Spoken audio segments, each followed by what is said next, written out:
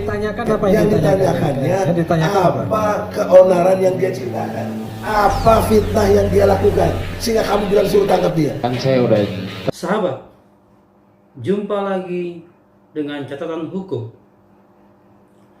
Setelah gugatannya dicabut sendiri di Pengadilan Negeri Jakarta Pusat, Bambang Tri Mulyono saat ini sedang menjalani sidang sebagai terdakwa bersama Sugi Nur Rahaja di Pengadilan Negeri Solo.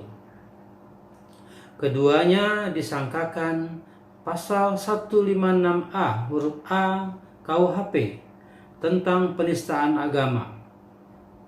Lalu pasal 45A ayat 2 junto pasal 28 ayat 2 Undang-Undang Nomor 19 Tahun 2016 tentang perubahan Undang-Undang ITE.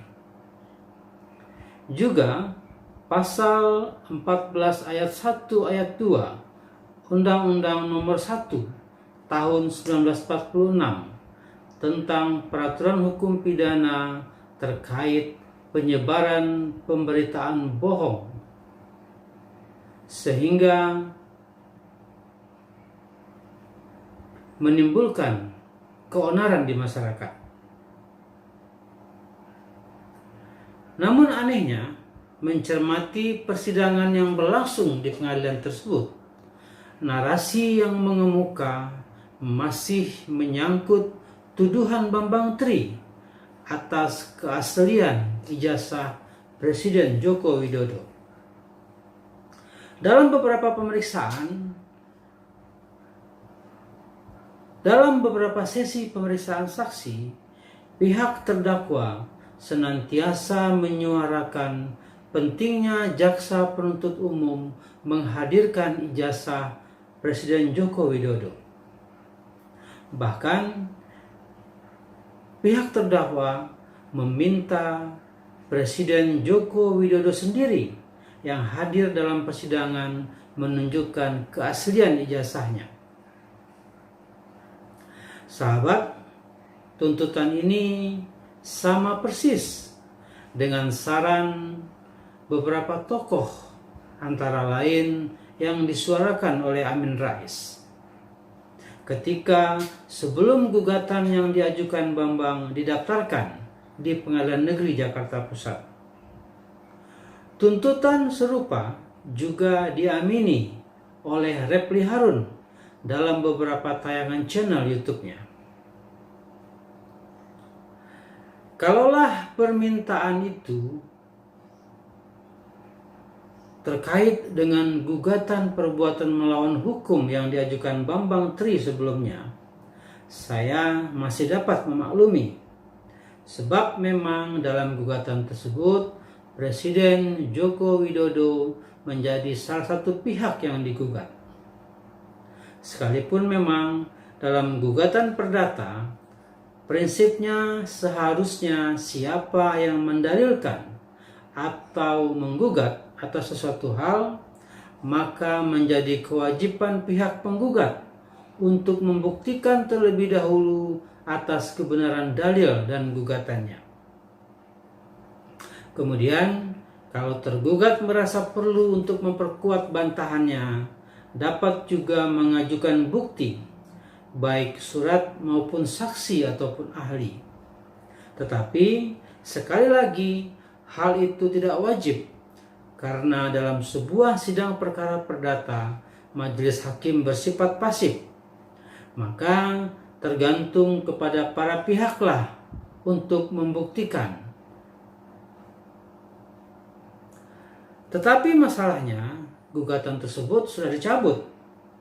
Salah satu alasan yang dikemukakan adalah kondisi bahwa Bambang Tri yang telah ditahan oleh kepolisian sebagai tersangka dan sekarang telah menjadi terdakwa karena kasusnya sudah dalam tahap pemeriksaan pengadilan tingkat pertama.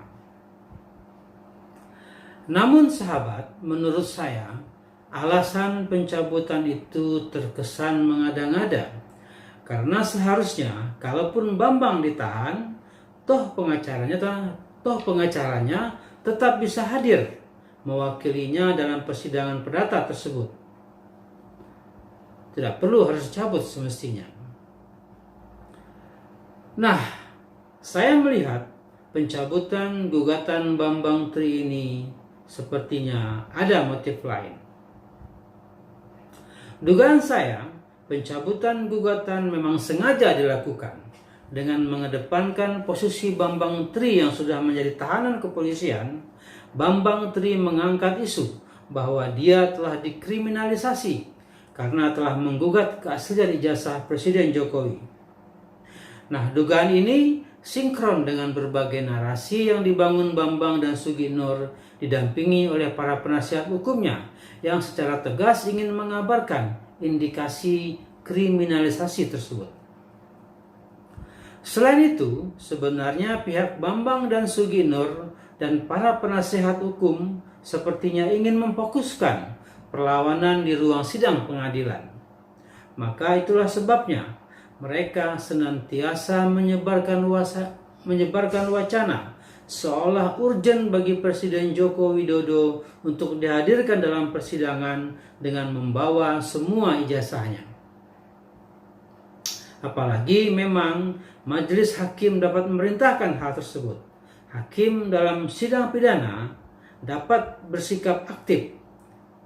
Namun sialnya, sampai di penghujung sidang, tanda-tanda hakim akan menggunakan kewenangannya belum sama sekali terlihat.